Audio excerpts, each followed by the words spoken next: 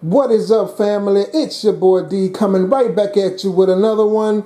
Right now we're back in the lab and the review is on the menu.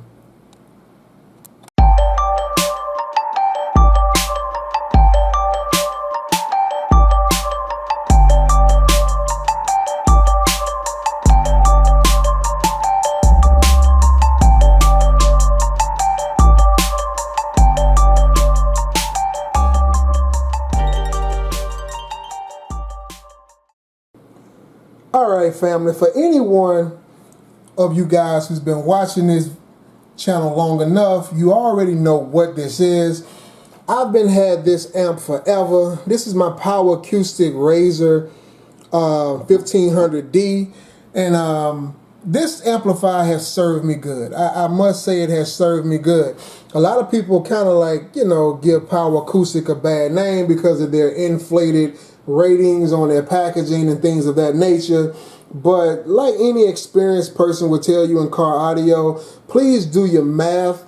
I mean, not do your math, I'm sorry. Please do your research on your companies to actually know what it is that you're getting from these companies. And if you keep that in mind, you won't be that disappointed with companies like Power Acoustik who do highly inflate their stuff. Like, I know for a fact that this amplifier only puts out about 500 and something watts max. I know that, even though they have it rated at 1500 on the box, even though the manual even says something different. This amplifier is 2 ohm stable, and they say at 2 ohms inside the manual, it says at 2 ohms you can actually get 900 watts out of this thing, which I don't believe at all, to be honest with you, given the fact that it only has 220 amp fuses right here, which equals 40 amps. And if you do a little bit of math, you'll see that it only totals at peak 500 and something watts before that thing blow at 14 volts. So you'll never see 900 watts out of this amp unless you change the fuses in it to a higher amperage, which would allow for that. And who knows how long or how quickly the amp would die behind that. But anyway, I kind of like this amplifier despite that. Despite all those negative things, it has done me well. I've only ran it with a single sub setup, and a lot of people are very critical of it because it does not push 2 subwoofers all that well. And for me, single sub setup, it was pretty good for that. It gave me the bass that I needed. It sounded great. However, it has come time to retire this amplifier. This amplifier is getting a bit more warm or hotter than it used to. It's running a lot more hotter, to be honest with you. The temps, I would say, probably has almost doubled since I first started using it. And I first purchased this amp back in 2014. So it's a 5-year-old amp. I've had it for 5 years.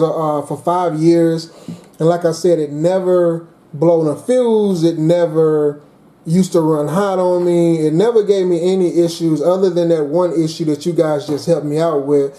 And kudos to the person that, or the people that did help me out with that, the power light staying on even after being charged down, or even after the ignition switch is turned off, even after pulling the remote out. You know, you guys sent me over to Big D Wiz's channel, and he did do an excellent explanation as to why.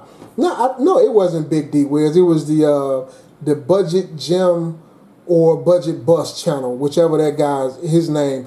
He did an excellent job at explaining why amplifiers tend to do that sometimes.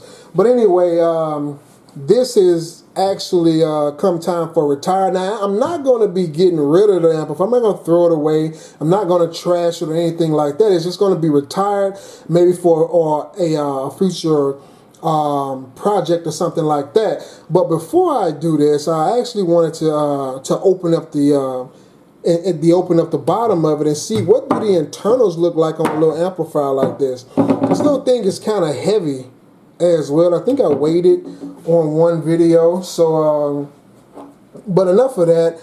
what I'm going to do now is going to take this cap off and see exactly what the internals look like of it, so that you guys can just like judge for yourself if you even would want to bother picking up an amplifier like this. So I'm going to use the old trusty drill. I've had this drill about as long as I've had this amplifier, to be honest with you, for about 5 years. So it do have a lot of battle scars. The chuck is almost disintegrated on this thing, but I can still pretty much use the chuck the way it's supposed to, believe it or not. But anyway, it's not about the drill, it's about the amplifier. So let's try to see if I can one-hand this thing. That's one. Not worrying about a warranty. It's long gone at this point. Can I one-hand it? There's 3 of them. There we go. We got them off. That's making a lot of noise. So, is this thing gonna come off? Maybe if I just flip it, yeah, it goes in my hand. Boom. For anybody wondering what's on the inside of it, that's what Power Acoustik would give you for shy of about $100. That's what I paid for it. It may be a lot cheaper these days, but that's what the internals of it look like. Got some pretty decent caps on here. And like I said, it's giving me heat issues. I'm not an amplifier technician or anything like that, so I don't know what could be causing that problem. But I do know that a bulging cap would be an obvious suspect, and all these caps look good to me. All of them look pretty good to me. But like I said, I'm not an amplifier technician, so I don't know exactly what to look for other than something that is, you know, burned out, smelling weird, or bulging caps. That's pretty much my limited knowledge on fixing amplifiers. But anyway, that's what the internals of it look like. And to be honest with you, I'm kind of impressed with what I see. I like what I see. I do know that in more expensive amplifiers, you'll get a whole lot more components. But for something that was, you know, $100, and probably at this day and age, you probably can get one of these for like $80, $75. Who knows? You know, it's 5 years later, right? So for the price, I'm kind of liking what I'm seeing. Got some big caps in there. Pretty decent cap. This is a compact design, very slim design, as you can see. So I think it looks pretty decent. So enough for that. What I want you guys to be doing is to be on the lookout for the upcoming video where I'm going to be showing you guys the replacement for this amplifier right here. I actually went out and I purchased an amplifier from Audio Pipe. A lot of people have been giving Audio Pipe their due diligence, you know, their kudos, because they make some pretty good amplifiers. So I went out and I picked one up, and it's supposed to be rated twice the power at what this thing here was rated. You know, this here was rated at 2 ohms at 900, right at 1,000 watts. And I went out and I got a 2,000 watt one. So just be on the lookout for that. I'm going to be doing an unboxing pretty soon. But, you know, for right now, I just want to say farewell to my Razor 1500D. Yeah, she's going to retirement. So wish her luck, people.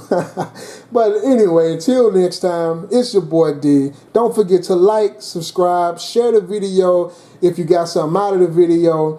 If you felt like I could have done a better job, leave a comment in the section below. And until next time, it's your boy D, and I'm out.